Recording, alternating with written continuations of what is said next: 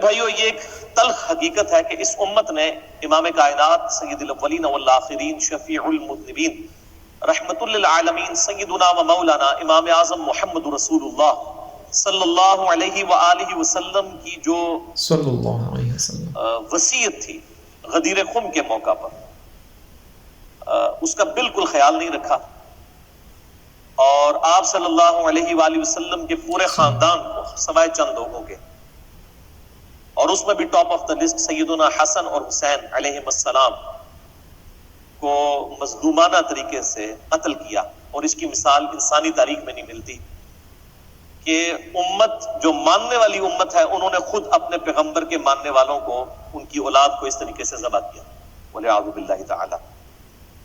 وہ جو ماہر القادری صاحب کا شعر بھی ہے، ان کے ہاتھوں سے لٹی باغ رسالت کی بہار، جو نمازوں میں پڑھتے رہے صدا صلی علی. یعنی نمازوں میں وہ پڑھتے تھے اللہم صلی علی محمد وعلی آل محمد، لیکن آل محمد کے ساتھ انہوں نے یہ ظلم کیا. میرے بھائیو، صحیح مسلم میں اوپر تلے 4 احادیث ہیں، 4 طرق انٹرنیشنل نمبر کے مطابق.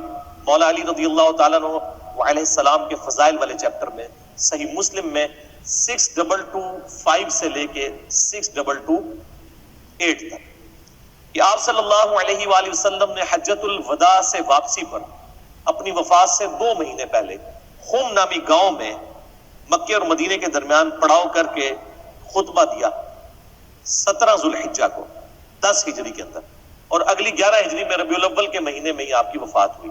تاریخ کنفرم نہیں لیکن دن سوموار ہے. اور آپ کی گفتگو بڑی کنکلوڈنگ تھی، ہم نے وہ اپنے منہج کے اوپر بھی لکھ کے لگائی ہوئی ہے. اے لوگو آگاہ ہو جاؤ، میں بھی ایک انسان ہوں، قریب ہے کہ اللہ کا قاصد یعنی موت کا فرشتہ میرے پاس آئے اور میں اس کی دعوت قبول کر لوں.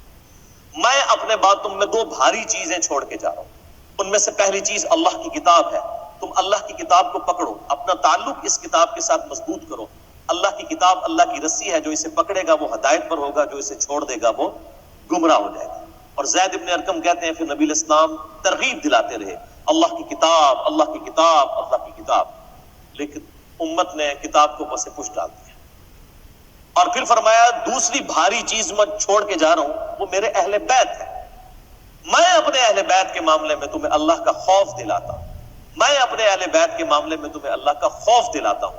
میں اپنے اہل بیت کے معاملے میں تمہیں اللہ کا خوف دلاتا ہوں. 3 دفعہ امت کو ڈرایا، لیکن امت نے اس معاملے میں بھی نبی الاسلام کی وصیت کا پاس نہیں رکھا.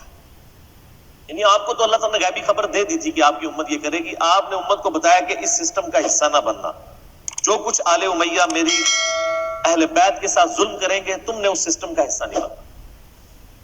لیکن آپ دیکھ لیں امت نے پھر کس طریقے سے یعنی اہل بیت کے ساتھ ظلم کیا، اور جس کی یعنی ہیٹ آج تک ہم محسوس کر رہے ہیں، وہ تکلیف آج تک ہمیں کاٹنی پڑتی ہے، والعیاذ باللہ تعالی. اور اس امت نے اگر یہ کام نہ کیا ہوتا تو آج امت کی حالت مختلف ہوتی، اس آزمائش سے ہمیں نہ گزرنا پڑتا. اور ضمناً مجھے وہ حدیث یاد آ گئی صحیح بخاری میں انٹرنیشنل نمبر کے مطابق 3748 سیدنا حسن و حسین علیہ السلام والے فضائل والے چیپٹر میں کہ سیدنا حسین ابن علی کا سر کاٹ کر ایک تشت میں رکھ کے عبید اللہ ابن زیاد کے سامنے پیش کیا گیا، گورنر کوفہ جو یزید ابن معاویہ کی طرف سے گورنر تھا. صحیح بخاری انٹرنیشنل نمبر کے مطابق 3748. اور اس حدیث میں حسین کے ساتھ علیہ السلام لکھا ہے، علیہ السلام امام بخاری نے. آپ sunna.com ویب سائٹ میں عربی والا پورشن دیکھ لیں، مکتبۃ الشاملہ دیکھ لیں، اور بیروت کی چھپی ہوئی عربی کتابیں دیکھ لیں، آپ کو ملے گا. ایون اسلام 360 میں بھی جو عربی والا پورشن ہے اس میں صحیح بخاری 3748 کے ساتھ حسین علیہ السلام آپ کو ملے گا. لیکن مولوی نے بےایمانی کرتے ہوئے اردو ترجمے میں رضی اللہ عنہ کر دیا تاکہ سنی شیعہ جو ایک درار ڈلی ہے وہ اور بڑھ جائے. تو بخاری کے الفاظ ہے حسین علیہ السلام کا سر مبارک کاٹ کے تشت میں رکھ کے عبید اللہ ابن زیاد کے سامنے پیش کیا گیا، تو وہ چھڑی مار کے ان کے یعنی سر مبارک کے ساتھ، جس میں الفاظ ہیں کہ داڑھی اور سر میں کالا خضاب لگا ہوا تھا وسمہ کا. اور ترمذی میں بھی اس کی ڈیٹیلز موجود ہیں. اس نے کلام کیا تو انس ابن مالک تڑپ اٹھے اور انہوں نے کہا کہ حسین ابن علی نبی علیہ السلام کے سب سے زیادہ ہم شکل تھے. یعنی یہ حسین ابن علی جو ہے وہ نبی علیہ السلام کے ہم شکل تھے. اسی طریقے سے صحیح بخاری میں ہی آتا ہے انٹرنیشنل نمبر کے مطابق 3753, اسی سے ہی 5 احادیث آگے کہ عبداللہ بن عمر رضی اللہ تعالی عنہما وعلیہم السلام سے کسی نے حج کے دوران یہ مسئلہ پوچھا کہ اگر کوئی شخص احرام کی حالت میں مکھی یا مچھر کو مار دے تو اس کا وہ کیا دم دے گا یا کوئی کفارہ دے گا. تو آپ نے یہ پوچھا یہ کون پوچھ رہا ہے؟ تو انہوں نے کہا یہ عراقی پوچھ رہا ہے, اور ظاہر ہے وہ عراق کا گورنر ہی تھا یزید کا, عبید اللہ ابن زیاد. آپ نے فرمایا یہ عراقی مجھ سے یہ مسئلہ پوچھتے ہیں کہ احرام کی حالت میں مکھی یا مچھر کو مارنے کا کفارہ کیا ہے, حالانکہ ان عراقیوں نے اللہ کے نبی کے نواسے کو قتل کیا ہے جس کے بارے میں نے نبی علیہ السلام سے خود سنا تھا کہ حسن و حسین دنیا میں میرے 2 پھول ہیں.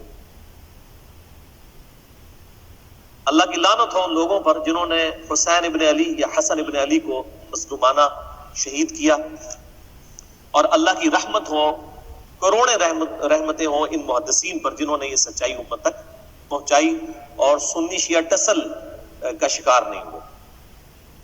کیونکہ اس وقت پریکٹیکلی سعودیہ اور ایران ٹسل کے اندر یزیدیت اور ناسبیت, یعنی حسین علیہ السلام سے بغض یزیدیت اور مولا علی علیہ السلام سے بغض ناسبیت, اس کا پریکٹیکل جھنڈا اس وقت بعض اہل حدیث علماء نے اٹھایا ہوا ہے. سارے اہل حدیث کی نہیں بات کر رہا, بعض, اور بعض تو ماشاءاللہ پھر انہوں نے ناسبیت کا رد کیا. Thanks for watching. ایسی ہی اسلامک ویڈیوز کے لیے میرے چینل کو کر لیں سبسکرائب. میں ایسی ہی ویڈیوز روز ڈیلی بیس پر اپلوڈ کرتا رہتا ہوں. ملتے ہیں اگلی نیو ویڈیو کے ساتھ, تب تک کے لیے مجھے دیجیے اجازت. Take care. اللہ حافظ.